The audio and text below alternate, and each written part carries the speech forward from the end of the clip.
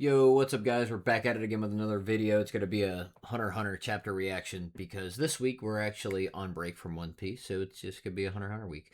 I am a little late on getting it out, but it is for chapter 414 titled Friends. The coolest thing, or maybe not the coolest, but a really cool thing about this chapter. No, I lied. It is the coolest thing, and it's at the end, but I'll go ahead and talk about it now. We get to see Gon and Killua back in the manga for the first time, and I think it's something like 12 years. I think for Killua and like 14 for Gon. It is insane how much real world time has passed since we have seen these characters drawn. But the chapter starts pretty normally with how a lot of them have been. We're just keeping up with a bunch of different characters. There's a lot of moving around to a lot of different key points in this chapter. So 414 is nothing different. We start with one of Benjamin's guys. I believe this is the one in the same room with Loserus in 1007, if I'm not mistaken. It seems as though he kills one guy, like one other guard, and then he goes down to kill another guy in another bunk, but it seems as though when he tried to kill him, he clearly didn't kill him because the guy seems to be reaching up behind him. But while doing this, the man seems to be very happy. He's singing a song, forgive that awful whatever that was that came out of me accent. He was singing a song about martial law, and he's talking about how happy he is about it. It's like Christmas for him. He is unbelievably excited, honestly. It's really insane. Kind of reminds me of Big Mom with the whole wedding and Totland stuff, but he's nowhere near as menacing. This guy's no Big Mom. But anyways, we cut from there, and we actually cut to some of the guards around Prince Loserus. We are informed that some of Prince Benjamin's guards are being put up outside, like down the hall, like in front of Prince Hockenberg's room. Loserus takes note of this, and then he ends up making a decision, or come to the very quick conclusion that Benjamin, odds are, is about to declare martial law. And once he declares martial law, he knows what's going to happen. Benjamin's pretty much going to get his way and do whatever he wants, and make it sound as though it's completely within their rights to do so. So Loserus has a pretty simple plan, and that's to escape. But in order to escape, since we do know that one of Benjamin's guards are already in the same room as him, he needs to send somebody to go deal with that. So he sends one of our Hunter Association guards. I don't remember his name, but he sends this gentleman to go and deal with that guard. Just hold him up, because he knows the laws of Kakine very clearly, being a prince. Just because martial law is declared does not mean that they can attack the Hunter Associate members. That would be like an act of war against other countries. So with that being said, send a Hunter Associate to go deal with this guy. Just keep him there temporarily without harming him or anything, right? Fighting him. Good to go. That's all he's got to do. And Loserus will get away. And we do know, because of the last batch of chapters, I believe it was 409, or it might have been 410 actually when we got told it was probably 410, that Loserus and Zonglei were two of the princes that were not captured or gathered together out of, I believe it was 4. So we're kind of seeing how Loserus is going to get away. Now, while Loserus is kind of making this explanation and explaining everything, he lets his guards know to also get rid of all of his drugs in the back room, to burn them, make sure that they're disposed of immediately. And then he pretty much tells Basho, which is Kurapika's, I believe Basho was Kurapika's Nin Master, if I'm not mistaken. I believe so. If not, I know he's at least on he's on Kurapika's team.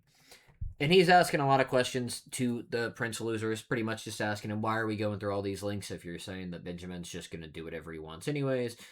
And his general response is just kind of that it's what they need to do. And that's what the other guards tell him to, that it's just what they need to do. Based on how Kakine laws work, it's honestly best if we do everything we can to give them no evidence, no reason, no proof of any way to show that we're fighting back against them, so that way they have no ability, no right to kill any of his guards, like legally, and that they can't arrest the prince or in any way portray him as, bad for his drug use, which was apparently allowed by, I believe it was the Justice Department. The Ministry of Justice said his drugs were okay, but Benjamin, on the other hand, is a stickler and is not going to be okay with it. Now, once Loserus is on his way to actually head out and leave his room, the Hunter Associate guard actually goes and ends up coming in contact with Prince Benjamin's guard, who is in the process of killing that second man that he had already started killing before. When he arrives, he just asks, why did you kill him? Benjamin's guard says it was in self-defense, which we clearly know it was not. Then after that, we just get a stare down from between them, and how they both talk about how, the laws work, and how they're essentially going to get each other in, legal trouble with investigations. And then we just kind of see them glaring at each other before we cut away. Assumedly, they're going to have some type of fight or clash, but in theory, they both know it's against the law, or well, we just know it's against the law for them to fight, even if martial law is declared and to kill each other. But we already know Benjamin's guard doesn't mind breaking the law where he can get away with it, and maybe this hunter associate doesn't really care either. From there, we actually move to the guards that were talked about down the hall at Hockenberg's room. We get to understand how one of Benjamin's guards' nin ability works for the most part. Actually, we kind of learned about how two of them works. We already knew how one of them worked, but we get more exposition on how it actually interacts for the user using it, like how it works and how it essentially doesn't let him use any other nin really at all. He can't do anything while he's using this ability. He is pretty much just sitting duck, and it's really tough for him to do it when there's a whole lot going on. But we learn about a whole nother nin ability, which is, let me see, it's Chiyamashi's ability called Lord of the Flies, Mute King. It's a manipulation. It's pseudo-coercive. What he essentially does is he comes in physical contact with a volunteer, so they do have to willingly let him do this. And for a set amount of time, he can make that volunteer invincible, where no damage can be done to them. The thing is, though, after it's over, they're then forced into Zetsu. The volunteer is forced into Zetsu. That's 100 times longer than the invincibility. Also, after it's lifted, they take 1/3 of the equivalent damage. So while they are temporarily invincible, they will die if they take too much damage. If they take life-threatening damage, like something that would just kill you, in theory, they shouldn't because they're only supposed to take 1/3 of that damage. But if they were to take enough damage to kill a couple people, 3 people, 4 people, they would die without a doubt.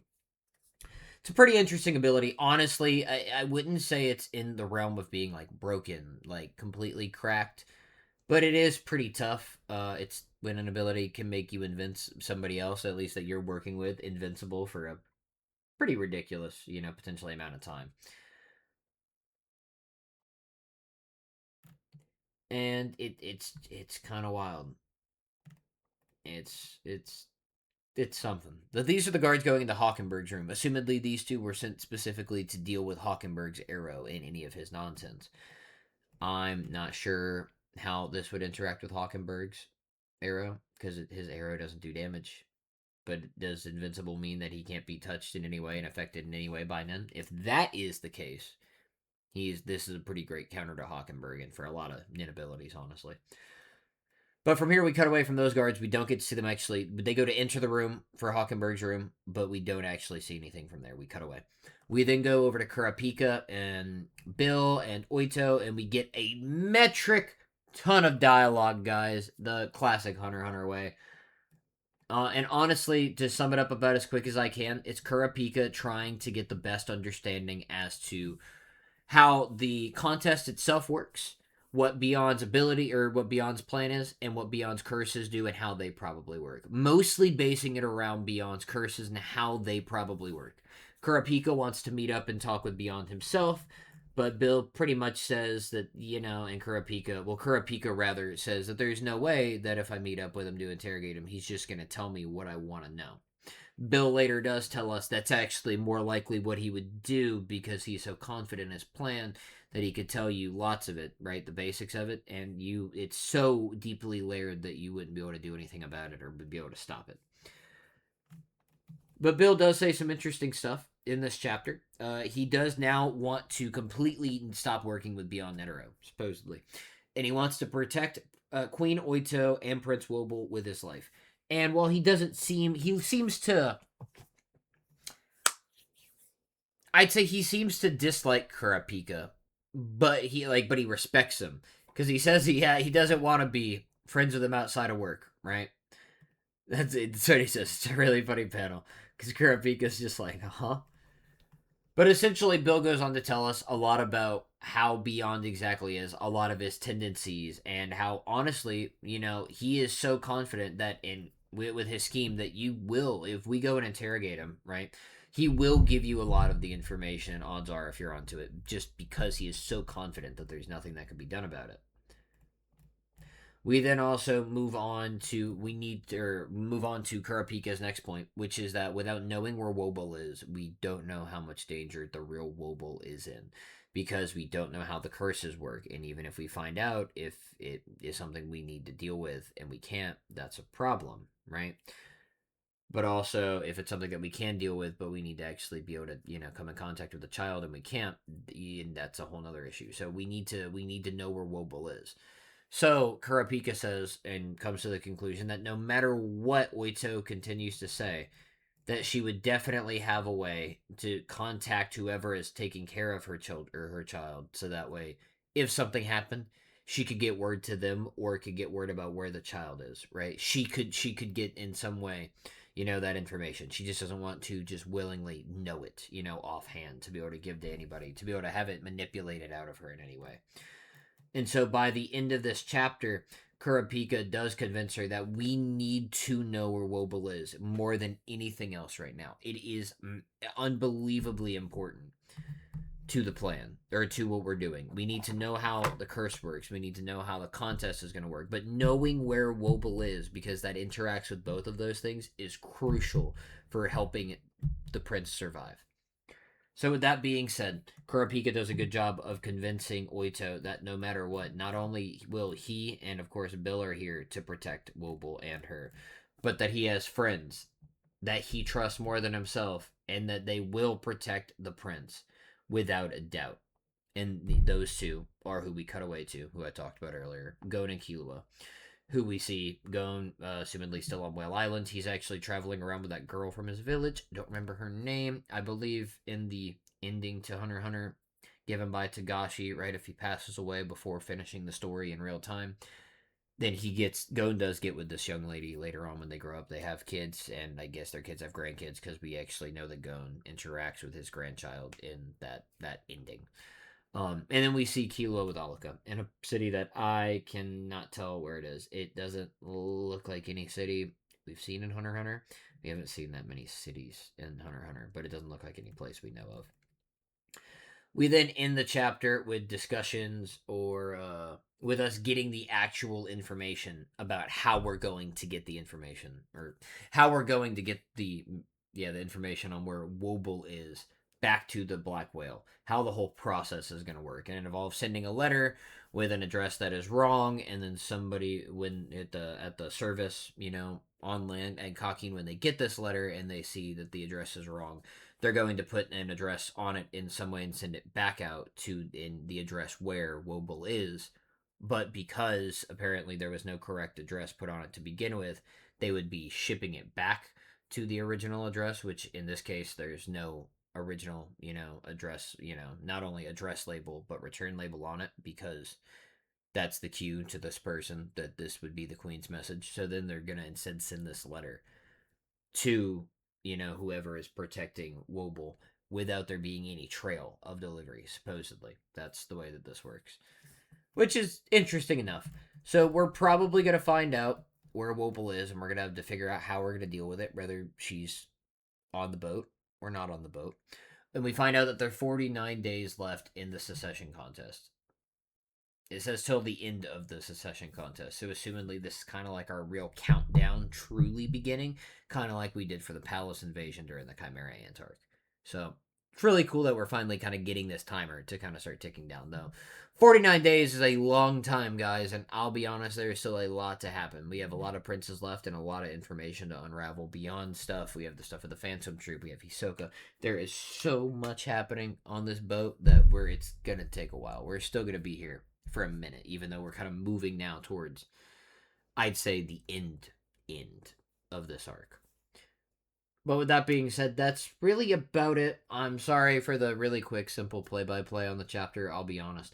Hunter x Hunter, deep chapters like this with so much dialogue. It is, without just reading it to you guys like a robot, this is really the best I can do, is give just generalizations of all the information. If you're a big Hunter x Hunter fan, I'm sure you already are. Read the chapter. It's awesome. I love getting all this information given to us. Getting to see Togashi putting in this work is great. He has really cool, just miscellaneous panels and really cool art styles he'll use at different points. So it's just really fun to read through. So go through, read it if you haven't, And you know, if you have already, then you probably understand exactly what I mean. This chapter is unbelievably dialogue heavy, even more than the last couple. So it's a little hard to give a whole lot more than what I did without sitting here for an hour. So I hope you guys did enjoy the video. If you're still around, go ahead and leave a like down below. Go ahead and subscribe to the channel so you don't miss anything else. Leave a comment. Let me know what you guys thought of this chapter, and I'll be back with another video soon. Later, guys. Bye.